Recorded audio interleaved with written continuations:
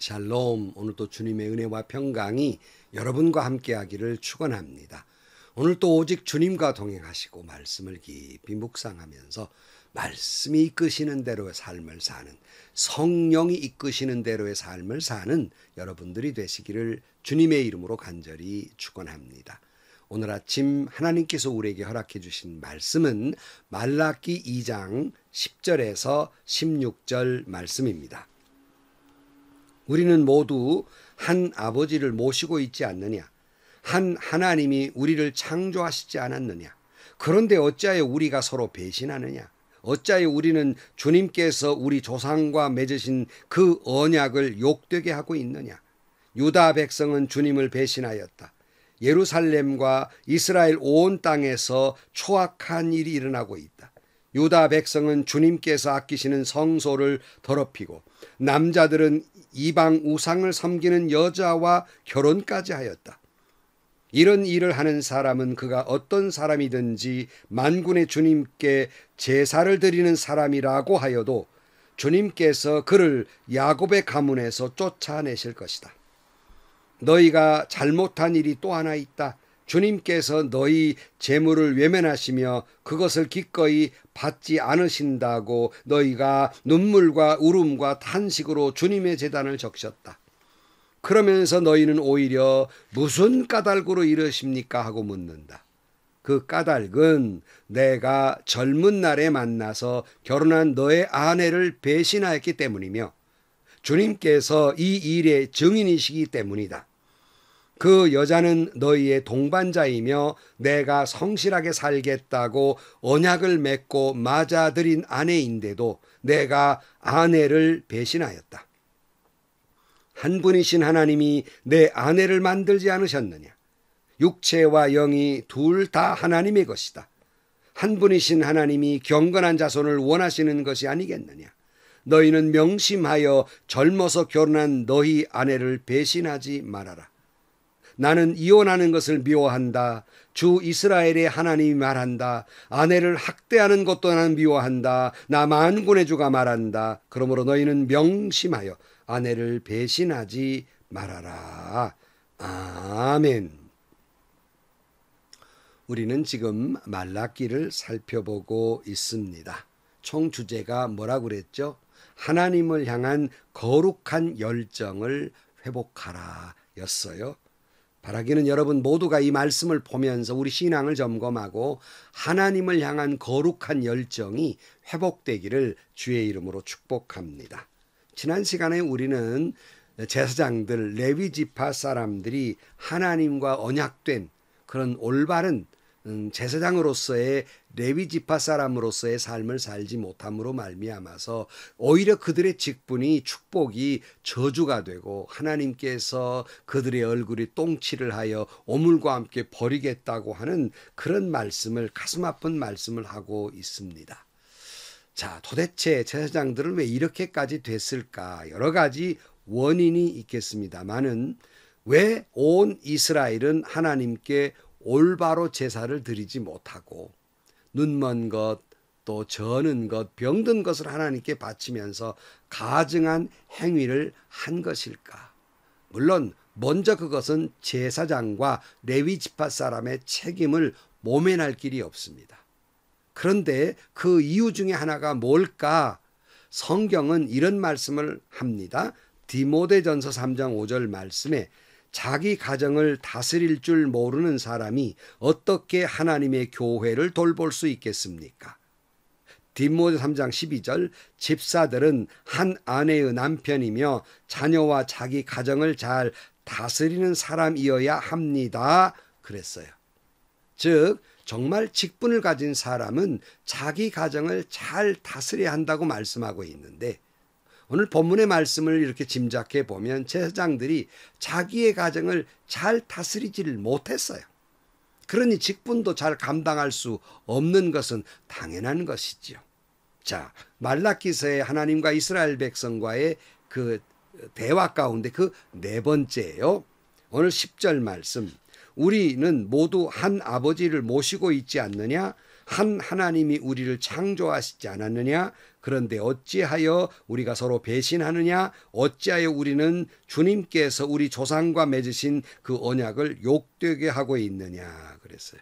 무슨 말씀이에요? 하나님은 우리를 창조하신 우리의 하나님 아버지라고 이야기하면서도, 그렇게 하나님을 모시고 산다고 하면서도 어떻게 우리가 서로 배신할 수 있느냐?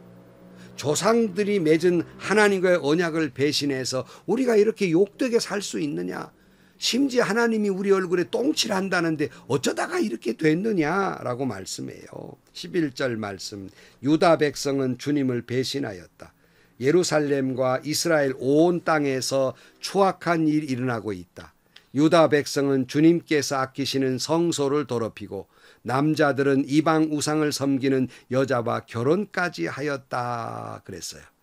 자, 유다 백성들이 추악한 일이 일어났다 그래요. 성소에서 눈먼 것, 저는 것, 병든 것을 하나님께 바치면서 성소를 더럽혔어요. 게다가 오늘 강조하고 있는 말씀, 남자들은 우상을 섬기는 이방 여인들과 결혼했다 하는 거예요. 더욱 문제는 여기에 본을 보여야 할 제사장들, 그리고 레위 사람들, 그리고 지도자들, 그리고 관리들이 이방 여인과 결혼하는 것을 앞장서서 했다는 거예요. 기가 막힌 사실 아니에요. 오히려 상류층 사람들이 이방 여인과 결혼했어요. 여러분, 지난번에 설명 들었어요. 이들이 왜 그런 여자들과 결혼했을까? 그것은 경제적인 이유와 정치적인 이유가 있다고 말씀드렸어요. 경제적으로는 이제 막 와가지고 기반을 잡아야 되는데, 이미 기반을 잡고 있는 이방 여인들과 결혼을 하면 도움을 받을 수 있잖아요. 뿐만 아니라 정치적으로도 이방 여인과 결혼을 하면 서로 사돈지간이니까 서로 정치적으로도 서로 도와줄 수 있는 입장이 된다는 거예요. 그러니까 이스라엘 사람들은, 그러니까 하나님의 말씀보다는 자신들의 경제적인 이익과 정치적인 이익을 먼저 앞장 세웠다는 말씀입니다. 여러분, 이미 우리가 앞에 이 말라기 앞에 에스라를 봤잖아요. 에스라가 이 소리를 듣고 머리를 쥐어 뜯어가면서 통곡한 거 아닙니까? 에스라 9장 1절 말씀에 이러한 일들을 마친 다음에 지도자들이 나에게 와서 말하였다. 이스라엘 백성은 제사장이나 레위 사람들마저도 이방 백성과 관계를 끊지 않고 가나안 사람과 헷 사람과 브릿 사람과 여붓 사람과 암몬 사람과 모압 사람과 이집트 사람과 아모리 사람이 하는 역겨운 일을 따라서 합니다. 이방 사람의 딸을 아내로 또는 며느리로 맞아들였으므로 주변의 여러 족속의 피가 거룩한 핏줄에 섞여갑니다. 지도자와 관리라는 자들이 오히려 이러한 일을 앞장섭니다. 이 말을 들은 나는 너무나 기가 막혀서 겉옷과 속옷을 찢고 머리카락과 수염을 뜯으면서 주저앉았습니다. 그랬어요. 그래서 하나님께서 말씀하는 거예요. 이들을 쫓아버리겠다. 이렇게 말씀하는 겁니다. 오늘 본문 12절 말씀에 보면 이러한 일을 하는 사람은 그가 어떤 사람이든지 만군의 주님께 제사를 드리는 사람이라 하여도, 즉 제사장이라도 하는 말이에요. 주님께서 그를 야곱의 가문에서 쫓아낼 것이다 그랬어요. 얼마나 하나님이 싫으셨는지. 자, 그러니까 그렇게 말씀하셨는데 깨닫지 못하고 어찌하여 이르십니까 하고 백성들이 또 항거한단 말이에요. 13절, 너희가 잘못한 일이 또 하나 있다. 주님께서 너희의 재물을 외면하시며 그것을 기꺼이 받지 않으신다고 너희가 눈물과 울음과 탄식으로 주님의 제단을 적셨다. 그러면서 너희는 오히려 무슨 까닭으로 이러십니까 하고 묻는다. 그 까닭은 내가 젊은 날에 만나서 결혼한 너의 아내를 배신하였기 때문이며 주님께서 이 일의 증인이시기 때문이다. 그 여자는 너의 동반자이며 내가 성실하게 살겠다고 언약을 맺고 맞아들인 아내인데도 내가 아내를 배신하였다 그랬어요. 여러분, 그 까닭은, 이렇게 항거하고 있는 이스라엘 백성들에게 그 까닭이 있다. 너희가 젊은 날에 만나 결혼한 너의 아내를 배신했기 때문에 너희들의 재물도 받을 수가 없고 너희들의 예배도 받을 수가 없다 하는 말씀이에요. 오늘 본문 16절 말씀에 보면 나는 이혼을 미워한다. 주 이스라엘의 하나님이 말한다. 아내를 학대하는 것도 나는 미워한다. 나 만군의 주가 말한다. 그러므로 너는 명심하여 아내를 배신하지 말아라. 여러분, 분명히 기록하고 있습니다. 하나님은 이혼하는 것을 미워하십니다. 아내를 학대하는 것을 미워하십니다. 아내를 배신하는 것을 하나님은 미워하십니다. 물론 이런 말씀을 들으면 아마 감히 목사님들 가운데 이 말씀을 본문으로 해서 교회에 설교하기 어려울걸요. 왜냐하면 교회 안에 이혼하신 분들이 많이 있기 때문에 그래요. 참 그래서 이혼이 흔한 시대에 이 말씀을 듣는 것이나 전하는 것이 거북한 말인 것은 사실입니다. 그러나 분명한 것은 여러분, 세상에 이혼을 좋아할 사람이 어디 있겠습니까? 그래서 인간적으로는 이혼하신 분들 말을 듣다 보면 오죽했으면 이혼했을까 하는 생각도 들고요. 또 저 목사로서 그 이혼하신 여성들의 말이나 남편들의 말을 들으면 저부터가 먼저 차라리 이혼해버리는 게 낫겠다 이런 말이 막 나오려고 하는 경우도 있습니다. 오죽했으면 그랬겠어요. 인간적으로는 이해를 합니다. 그렇다고 여러분 그렇다고 교회에서 이혼을 장려할 수는 없는 노릇 아닙니까? 그렇다고 이혼이 기뻐할 일은 아니지 않습니까? 그렇다고 하나님이 이혼을 기뻐할 수는 없는 노릇 아닙니까? 특별히 목회자의 가정에서 이혼할 수는 없는 노릇 아닙니까? 아무리 상대가 전적으로 잘못했다고 생각되어도 여러분, 그 이혼의 이후에 아무리 상대가 잘못해도 반 이상의 책임은 자신에게 있다는 사실이에요. 결코 나만 피해자가 아니라 그 지경에 이르도록 내가 방치해 두었거나 살피지 못한 그러한 나의 무책임한 가해자적인 모습도 있다는 사실을 우리는 명심해야 됩니다. 마가복음 10장 6절 말씀에 그러나 하나님께서는 창조 때부터 사람을 남자와 여자로 만드셨다. 그러므로 남자는 부모를 떠나서 자기 아내와 합하여 둘이 한 몸이 된다. 따라서 그들은 이제 둘이 아니라 한 몸이다. 그러므로 하나님이 짝지어 주신 것을 사람이 갈라놓아서는 안 된다 그랬어요. 분명히 안 된다 그랬어요. 분명히 하나님은 이혼을 미워한다 그랬어요. 어떻게 이걸 뒤집습니까? 정말 제가 가슴 아픈 일은요. 제가 속한 교단에서 이제 목사를 받을 자격 가운데에서 혹 이혼한 경우는 5년이 지나야 목사가 될 수 있다. 이런 규정이 있었어요. 근데 이걸 뭐 거대하게 많은 목사님들이 그리고 목사 안수를 받으려는 분들이 막 그 5년이 너무 길다는 거예요. 3년으로 줄이자는 거예요. 제가 그걸 부단히 막으려고 애를 썼습니다. 그러나 대세가 그렇게 안 되는 거예요. 여러분 5년이나 3년이나 뭐가 다르겠습니까마는 저는 아무리 생각해도 이혼한 사람이 그 자숙의 기간이 3년밖에 되지 않아요. 큰 충분한 자숙이었다고 생각을 않습니다. 다시 말하면 이혼이 부끄러운 줄 모르는 거예요. 그러니까 3년 만에 안수받겠다고 나서는 거죠. 또 그걸 또 박수 쳐가면서 또 그렇게 해주겠다는 목사님들은 뭡니까? 이혼이 흔하다고 그걸 그렇게 받아들여야 됩니까? 그럴 수는 없어요. 그런 안타깝게도 그들의 주장이 그저 더 많은 수가 있어서 3년으로 바꾸었습니다마는 여러분 목사가 되려는 사람이 이혼하고 3년 만에 목사가 됩니까? 이혼하고 3년 만에 결혼한 사람도 욕을 먹는데 3년 만에 목사가 된다는 말입니까? 이혼이 부끄러운 줄 몰라요. 분명히 하나님은 이혼을 미워하신다 그랬어요. 분명히 하나님은 이혼해서는 안 된다 그랬어요. 물론 저는요. 이혼했다고 해서 무슨 뭐 구원 얻지 못하고 지옥 간다 이런 수준 낮은 얘기를 하고 있는 게 아닙니다.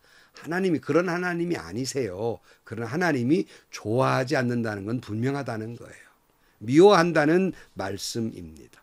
왜냐하면 성경에 분명히 초대교회도 집사나 교회 리더들을 세우는 사람은 가정을 잘 다스리는 사람이어야 한다는 거예요. 특별히 여러분 집사도 그런데 하물며 목사가 가정을 잘 못 다스려서 아내를 잘 못 챙겨서 남편을 잘 못 챙겨서 이혼했다면 그 책임 어떻게 모면합니까? 그런 사람이, 그런 목사가 어떻게 교회의 리더가 될 수 있냐는 거예요. 부끄러운 줄 몰라요. 그런 목사가 어떻게 교회의 모범이 되고 가정의 아내를 사랑하라고 설교할 수 있으며 결혼 주례를 할 수 있단 말입니까? 아내의 한숨 소리가, 눈물 소리가, 남편의 한숨 소리와 눈물 소리가 당신의 기도를 막습니다. 하나님의 축복의 기도를 막습니다. 오늘 본문에서 특별히 주목하고 싶은 말씀이 하나 있습니다. 그것은 오늘 본문 15절 말씀인데요. 한 분이신 하나님이 내 아내를 만들지 않으셨느냐? 육체와 영이 둘 다 하나님의 것이다. 한 분이신 하나님이 경건한 자손을 원하시는 것이 아니겠느냐? 너희는 명심하여 젊어서 결혼한 너희 아내를 배신하지 말아라 그랬어요. 여러분, 하나님은 우리의 경건한 가정을 통하여 경건한 자손을 보시기를 원하십니다. 다시 말씀드립니다. 하나님은 경건한 가정을 통하여, 우리가 그냥 행복하게 살라는 게 아니에요.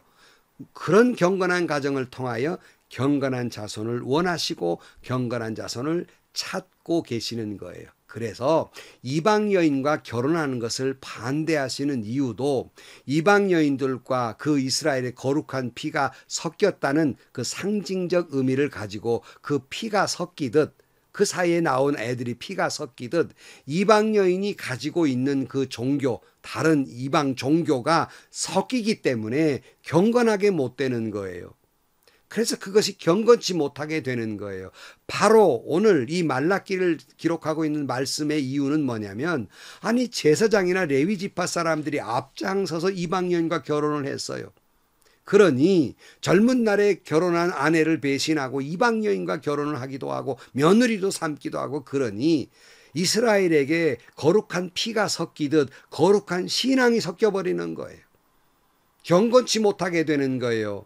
그래서 피가 섞인 그런 아이가 탄생하는 것처럼 신앙적으로도 이게 종교가 혼합주의가 돼버리는 거예요.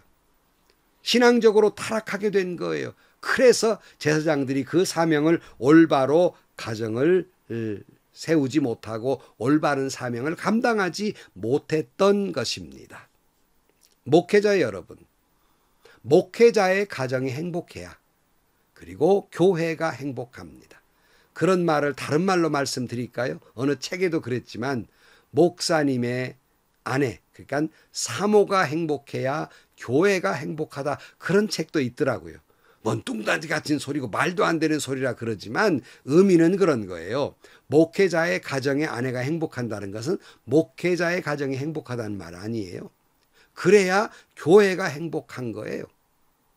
여러분, 그래야 그 목회자의 경건한 가정을 통하여 경건한 자녀가 이제 세워지게 되고, 그런 경건한 목회자의 가정을 통하여 교회도 경건하게 되고 교인들도 경건한 신앙적 그러한 삶을 살게 되는 것입니다. 사랑하는 성도 여러분, 하나님은 여러분의 경건한 가정을 통하여 경건한 자손을 보기를 원하십니다. 그래서 오늘 또 하나님이 짝지어 주신 남편과 아내가 깊이 사랑하고 서로를 위해 기도하며 경건한 가정을 이루시기를 주의 이름으로 간절히 축원합니다. 이 말씀을 듣는 성도 여러분, 여러분도 역시 그렇게 왕 같은 제사장들입니다. 여러분은 세상에 파송된 목회자와 같은 존재들이에요. 그러므로 우리 믿는 이들의 가정이 행복하지 못하면서 누구에게 예수를 믿으라고 할 겁니까? 누구에게 예수 믿어야 행복하고 복받는다고 말할 겁니까? 우리 믿는 이들의 가정이 먼저 경건하고 행복해야, 그리고 하나님의 말씀의 거룩이 드러나게 되는 것이고 복음이 전파되는 것이고, 그런 가정을 통하여 경건한 자손을 얻게 됩니다. 자, 며칠 있으면 이제 5월이죠. 가정의 달입니다. 바라기는 여러분 모든 가정에 하나님의 축복이 함께 하시고 여러분 모든 가정이 경건한 가정이며, 그런 경건한 가정을 통하여 경건한 자녀들이 하나님 앞에 세워지고 드려지게 되기를 주의 이름으로 간절히 축원합니다. 기도하시겠습니다. 하나님 아버지, 하나님이 짝지어 주신 서로 남편과 아내가 뜨겁게 사랑하지 못하는 경우도 많고 세상은 이혼이 그저 보통이 되어버리고 말았습니다. 우리를 용서해 주시고 하나님이 짝지어 주신 아내와 남편을 사랑하고 위하여 기도하며 경건한 가정을 이루어서 경건한 자손을 하나님께 드릴 수 있게 하여 주옵소서. 특별히 모든 목회자의 가정의 사모님들이 행복하게 하여 주옵소서. 즉 목회자들의 가정이 행복함으로 말미암아 그런 경건한 가정을 통하여 경건한 자녀들을 보게 하시고 그런 경건한 목회자의 가정을 통하여 교회가 경건해지고 성도들이 경건해지게 하여 주옵소서. 예수님의 이름으로 기도하옵나이다. 아멘. 여러분, 저도 한 가정의 가장으로서 되돌아보면 목회를 하느라고 몸부림치다 보니까 때로는 아내도 때로는 자녀들도 제대로 돌보지 못한 부끄러움이 있습니다. 은퇴를 하고 보니까 참 마음에 걸리는 것들이 많아요. 이 말씀을 듣는 현직 목회자 여러분 그러지 마십시오. 여러분의 아내를 더 사랑하고 자녀를 잘 돌보아 주십시오. 여러분의 아내가 경건해야 여러분의 아내가 행복해야 가정에서 자녀들도 경건하고 행복하게 되고요. 교회도 행복하게 될 것입니다. 모든 목회자들의 가정이 행복하고 경건한 자녀를 하나님께 드릴 뿐만 아니라 모든 성도들의 가정도 행복하고 여러분의 가정을 통해 경건한 자녀들을 하나님께 드리는 여러분들이 되시기를 주의 이름으로 축원합니다. 오늘도 행복하시고요. 좋은 일이 가득한 하루가 되시기를 주님의 이름으로 간절히 축원합니다.